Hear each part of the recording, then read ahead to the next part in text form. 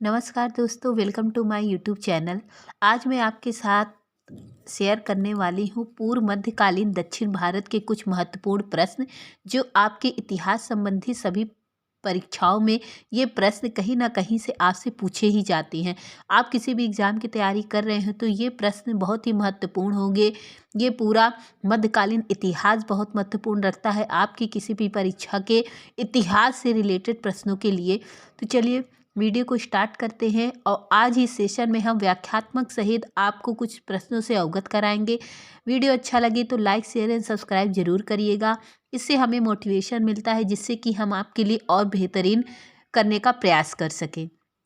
पूर्व मध्यकालीन दक्षिण भारत का इतिहास से संबंधित कुछ महत्वपूर्ण प्रश्न। ध्रुव धारा, ये सभी प्रश्न आपके लिए दोस्तों स्टार मार्किंग प्रश्न होंगे जो आपको कहीं ना कहीं देखिए सभी परीक्षाओं में आपसे पूछे जाती हैं। ध्रुव धारा धारावर्ष शासक था, ये था राष्ट्रकूट वंश था। तो इसमें हम लोग राष्ट्रकूट वंश, चोल वंश के बारे में जितने भी मध्यकालीन इतिहास के समय के जितने भी राजा हुए उन सभी के बारे में महत्वपूर्ण प्रश्नों की व्याख्या इसमें आपको देखने को मिलेगी। ये भी प्रश्न देखिए गाइस, UPGIC प्रवक्ता परीक्षा 2017 में आपसे पूछा गया था। धारावर्ष जो थे, ध्रुव धारावर्ष राष्ट्रकूट वंश का शासक था। ध्रुव धारावर्ष प्रथम राष्ट्रकूट शासक था जिसने कन्नौज पर अधिकार करने हेतु त्रिपक्षीय संघर्ष में भाग लिया और प्रतिहार नरेश वत्सराज एवं पाल नरेश धर्मपाल को पराजित किया। राष्ट्रकूट साम्राज्य का संस्थापक कौन था? राष्ट्रकूट साम्राज्य का संस्थापक था दंतेदुर्ग। दंतेदुर्ग की हम बात करें तो ये राष्ट्रकूट वंश का संस्थापक था। ये कई प्रश्नों TGT में भी देखिए आपसे पूछा गया है कि राष्ट्रकूट वंश का संस्थापक कौन था, तो वो था हमारा दंतीदुर्ग, जिसने 8वीं शताब्दी के मध्य चालुक्य शासक कीर्तिवर्मन को पराजित करके स्वतंत्र राज्य की स्थापना की। दंतीदुर्ग ने अपनी राजधानी मान्यखेत की अथवा मालखेत बनाई थी। अगले प्रश्न की तरफ बढ़ते हैं हम लोग। निम्नलिखित राष्ट्रकूट शासकों में से जैन धर्म के दिगंबर संप्रदाय को उदारता पूर्वक संरक्षण किसने दिया था? वो हमारा दिया था अमोघवर्ष ने। UPGIC प्रवक्ता परीक्षा में भी 2020 में गाइस से पूछा गया है। अमोघवर्ष ने जैन धर्म के दिगंबर संप्रदाय को उदारता पूर्वक संरक्षण दिया था। किस काल के समय? राष्ट्रकूट शासकों में से। आगे चलते हैं। राष्ट्रकूट वंशज कौन थे? राष्ट्रकूट वंशज थे हमारे, ये भी देखिए आपके PGT 2011 में पूछने वाला प्रश्न है, बादामी के चालुक्य। अंग्रेजी के सेक्सोस का अंत होता है वंशज।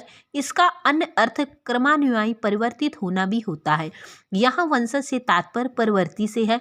किस गाइड इसमें बादामी के चालुक्यों का पूरी डिटेलिंग दी गई है जो कि हम लोग आगे भी और अच्छे से डिस्कस कर लेंगे। किस वंश के राजवंश ने गुर्जर प्रतिहार पर दबाव डालने के लिए अरबों से मित्रता की, मस्जिद एवं कानून बनाने के साथ व्यापारिक सुविधाएं प्रदान की? वो भी कौन थे? वो थे हमारे राष्ट्रकूटों। राष्ट्रकूटों ने गुर्जर प्रतिहार पर दबाव डालने के लिए अरबों से मित्रता की, मस्जिद एवं कानून बनाने के साथ व्यापारिक सुविधाएं भी प्रदान कर दी। चलिए हम आगे बढ़ते हैं अपने अन्य प्रश्नों की तरफ। राष्ट्रकूट वंश के महान शासक कौन था? राष्ट्रकूट वंश के महान शासक की बात की जाए तो वो गोविंद तृतीय था। ये भी गाइस आपकी TGT परीक्षा 2009 में पूछा गया है कि राष्ट्रकूट वंश का महान शासक गोविंद तृतीय। राष्ट्रकूट वंश का महान शासक गोविंद तृतीय था। इसने पल्लव, पांडे, केरल, गंग राजाओं द्वारा बनाए गए संघ को ध्वस्त कर दिया था।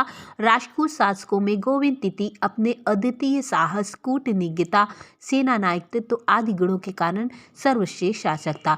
उसका काल राष्ट्रकूट शक्ति का चरमोत्कर्ष काल था। हिंदू, जैन, बौद्ध हिंदू, जैन और बौद्ध तीनों ही धर्मों का प्रतिनिधित्व करने वाली गुफा कौन सी है? वो हम हिंदू, जैन, बौद्ध और तीनों ही धर्म का प्रतिनिधित्व करने वाली हमारी गुफा वो हमारी कहलाती है अलोरा गुफा। महाराष्ट्र राज्य के औरंगाबाद जिले में स्थित अलोरा नामक स्थान गुफा मंदिरों के लिए प्रसिद्ध है। 6वीं से 11वीं शताब्दी तक निर्मित 34 गुफाएं हैं।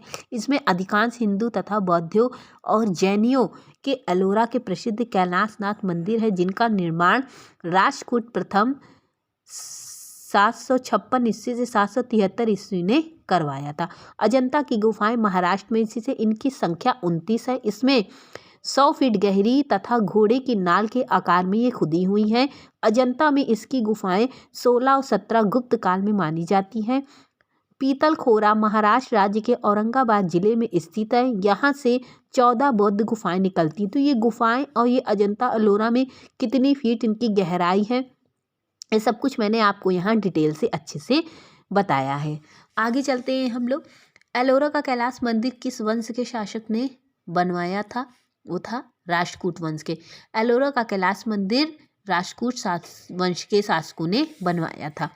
प्रसिद्ध एकास्मक कैलाश मंदिर कहाँ है? प्रसिद्ध एकास्मक कैलाश मंदिर हमारा एलोरा में है।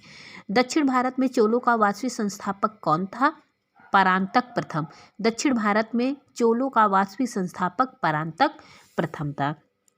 किस चोल शासक ने मुदरैकोंडा और मुधुरांतक उपाधियों को धारण किया था? मुदरैकोंडा और मधुरांतक उपाधियों को धारण करने वाला शासक चोल शासक कौन था?